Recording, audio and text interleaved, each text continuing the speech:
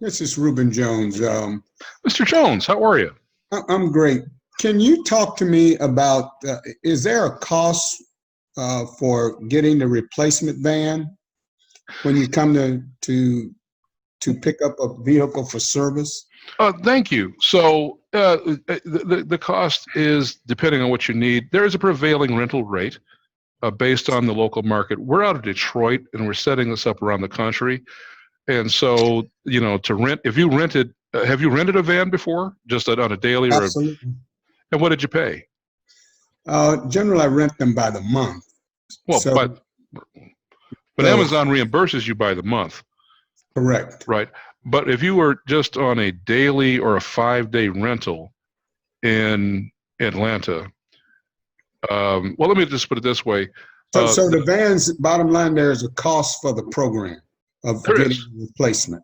There is, but it depends, because if you're talking about a major collision job, that might be something we could work out depending on what you need. If you need the van for an extended length of time, like more than a day or two, like 5 days, we can probably work that in. We could talk about it.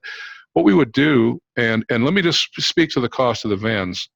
Thank you for asking that question. That's really what we did, Mr. Jones. What we were doing was renting vans a year ago. That's what we were doing. Right, we built the service network really to take care of our vans, right? Because we had to, and we were also managing a large 1.0 fleet, 460 vans. Then took on other vans from other people's fleets, which just put us in this business. We've been at this a few years. So in each market, even the difference between, say, Beaufort, Lawrenceville. Now, which station are you out of? DAT 1, 2, or 3? 1. 1, Smyrna. So we were in Smyrna. We were in Smyrna for years in the 1.0. So in Marietta, it's different than Lawrenceville. Like if you try to rent a Hertz van, you had to get it from the airport, right? Now Hertz is, I'm gonna get into what's going on with that individual, right? When it was Enterprise, it was different. Everybody had a different thing, and the prevailing rates went up and down like the stock market, right? Depending on supply and demand. So when we say what is it per day, well, when you go to the airport, right? You come into the airport to rent a car, that same car that I got when I rented one when I flew in, it's a different rate depending on what was going on that day of the car I rented, or the class of car, or the availability. It goes up and down. How we can control that cost is by what we call telepoints, right? So we have the Teletruck network, right, which we've presented before. We'll go over it again. But when you use our network for all of your PMs, for example, say, now we did a fleet assessment. So in your fleet, is it your Element vans? Are they Mercedes? Are they Ford? Is it a combination? There are basically 3 types: Mercedes, Ford, Transits, and now the Freightliner, the step vans. The step vans. So you've taken delivery of them now? They are coming in as they're coming. They're here. They're here. Okay, right. Well, and that's another thing. So when we look at each of those vans, what we can do when we get the PMs on your vans is give you points. Just like if you went to Speedway gas station, right? Or most businesses. But those points do a couple things for you. Number one, you do get favorable, I'm not calling it discounts, and I'll say why not discounts in a moment. I don't use the word discount. If somebody said I offered him a discount, call 911, because it wasn't me. It's somebody, imposter. We don't use the word discount. But we will make sure you get the most favorable pricing of all, because Amazon has programs to make sure on certain parts that are frequently used that you're getting. That's these fleet ops folks we talked about. They're looking over that whole program. So it's not like what you'd get just on one part. If you look at overall, though, your total cost of ownership, we do look at what your most favorable overall operational cost is, right? So for everything. So if you've got your PMs, your collision, as you see, the whole 9 yards, we're there to see that you make money by not dropping routes, by having these backup vans. Yeah. That's what I'm saying. It depends on what you need. We're looking at the total picture. So when we do a fleet assessment, we're going to be able to tell you based on how the routes you're running, the cycles. Now, are you running midday cycles? Just first, where are you? First wave? First wave. First, so you're running, okay. So we're going to look at the kinds of routes you're running, and generally speaking, we can accurately predict within about a week or two, just like eMentor can, but we're dialed into that when you're going to need certain kinds of things, right? Tires, brakes, things like that. So once we've got that scheduled out in advance and working with AutoNation and our network of folks there, we're able to really make that a very efficient process for you. In which case, it's easier for us to make sure we have, like we did with Mr. Johnson, who gave us all of his vans, we had vans available for him because we see what's going on and we know what's happening, right? So when that unexpected warranty thing came up, like Jake was talking about, we were prepared for it, we could help him.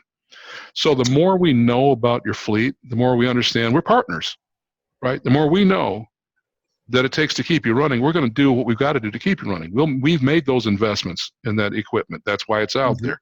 They've made investments because we know what it takes to run a route. Now, may I ask you a question? You brought the question up. Reuben, how long have you been operating there? You're there before September? 2 years. 2 years. Okay, so then you had to know who I was. We'll talk offline. I want to get another question. You had to know who we were and what we were doing. You know who we were. You know who we were and what was going on. We'll talk about that offline. Cindy, you know. You know, they know who we were. So the thing is, we were there. So if you're there for 2 years, let me ask you this. Have you gone 2 years without dropping a route? No, we drop routes for a number of reasons. A lot of them aren't mechanical. Yeah. But personnel. It happens. Right. Yeah. Right. And we like to say, you know, how much time are we spending not recruiting, not coaching team leads, all those other things that it takes to be successful as a DSP. You know what I'm talking about. So the time you do spend fooling with the vans is time not spent either getting a good night's sleep or recruiting or interviewing or doing something else, hiring and firing and all that other good stuff. So it is important, though, if we talk about what the rate is, we're going to make sure you have the most favorable rental rate and or the most favorable overall time to repair. That means getting your van back on the road, right? So there's that. Now, we were renting long-term rentals, and we're seriously considering going back into that with what's happened with Hertz. And, well, to get into it, everybody understands that. Your U-Haul, your Enterprise have withdrawn. Well, you know that. 2 years ago, everybody was Enterprise. There were no Prime vans, right? There was no Element. Everything was Enterprise, right? And maybe a few other smaller ones, but they were all white vans, right? Well, they pulled back because they were banging up the vans, right? They were getting these vans back all damaged. And I was overseeing that, right? And so basically running a glorified junkyard because people weren't fixing the vans.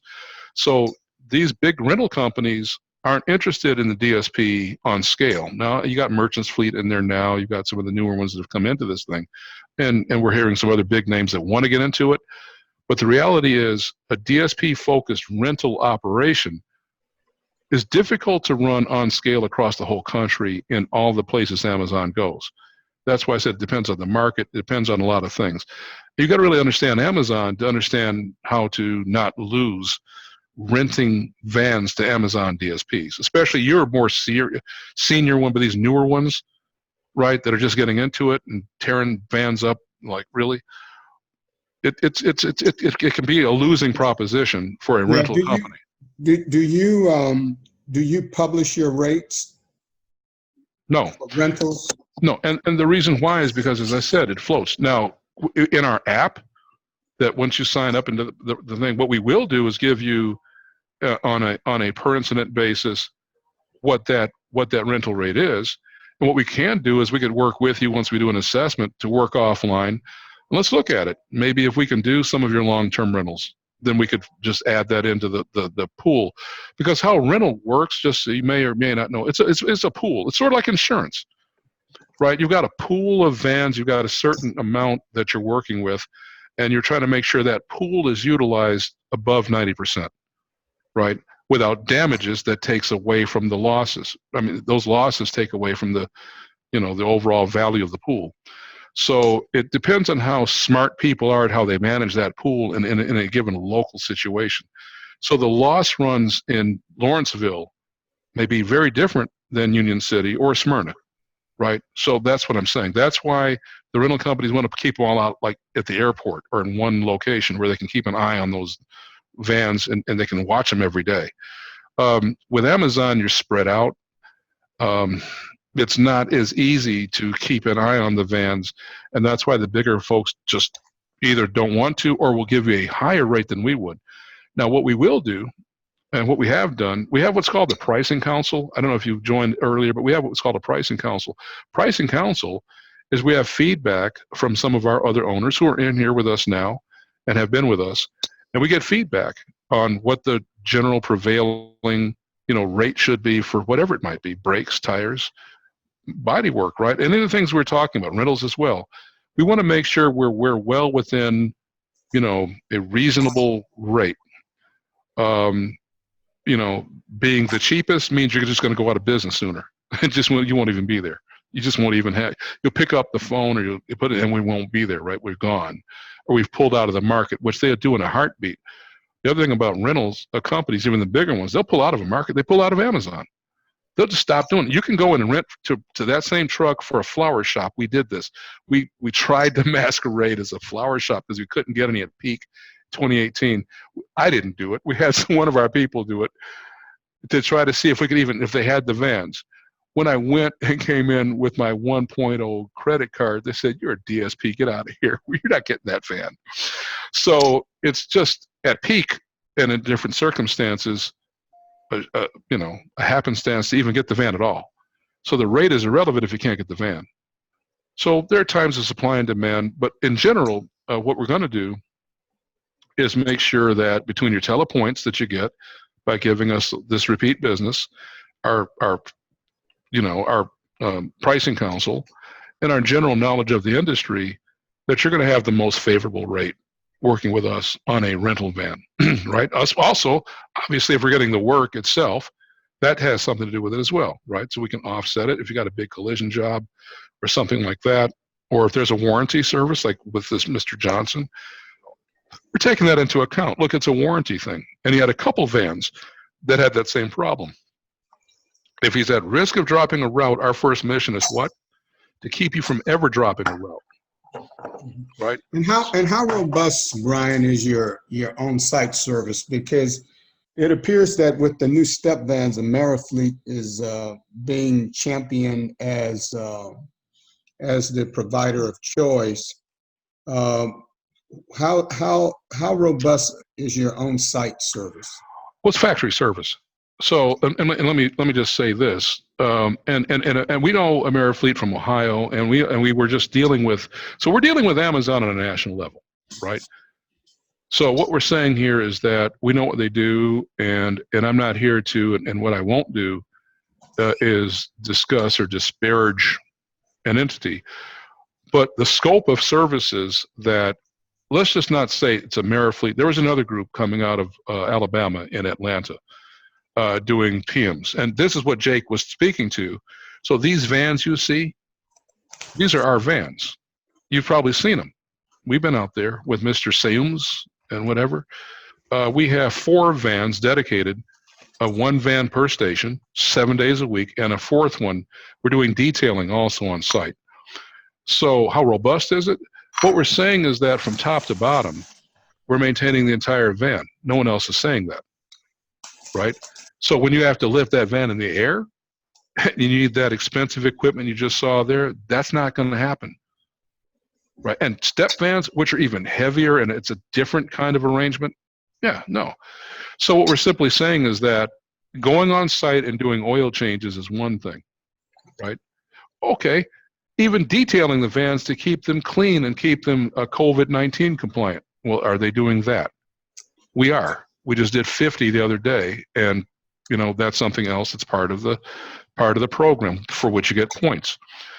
So I understand what those guys are and what they do, and I think they perform an awesome service.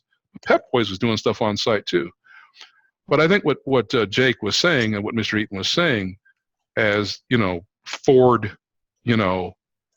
Chrysler, we have 2 Chrysler dealerships, 4 body shops, that kind of capacity in just one market, and we're dealing with other markets in the country, that kind of capacity is not just there, right? So to be able to pick up your vehicle and bring it back to you same day, we have an unblemished record with that going on site. Yeah, for something you can do on site, we'll do it on site. That's what these vehicles are for that you see right here.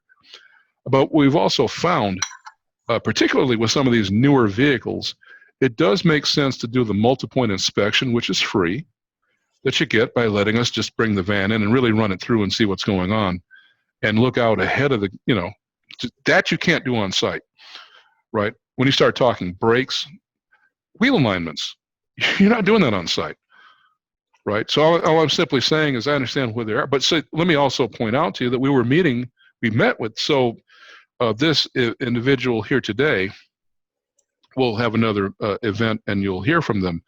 These are the same people. Let me back up here, who was to join us here today. So when you're talking about that AmeriFleet, that's Fleet Ops. So they entered into this Fleet Ops agreement relatively recently, because that whole entity is relatively recent. We were asked to help when they first started that up in the late summer of last year. And so we were looking at locations around the country. What we said was, we're not going to be a point solution. That's a point solution to say, I'm going to go out and change your oil or even tires on site. We do that right now. What we're going to do is we're going to be a strategic solution for the DSP, because we were DSPs, we know what it takes. And for you to not drop a route and get your full FICO score takes more than just some vans changing oil on site. So that's why we come at it from a different perspective. We're not saying there's anything wrong with that, but that's not going to keep you from dropping routes and getting your full FICO score. Yeah. That's all I'm saying about that. All right. Hey, Brian, I have to jump on another webinar here. It's been great talking to you, and we'll talk more. Mr. Jones, do you have our app? I don't think so.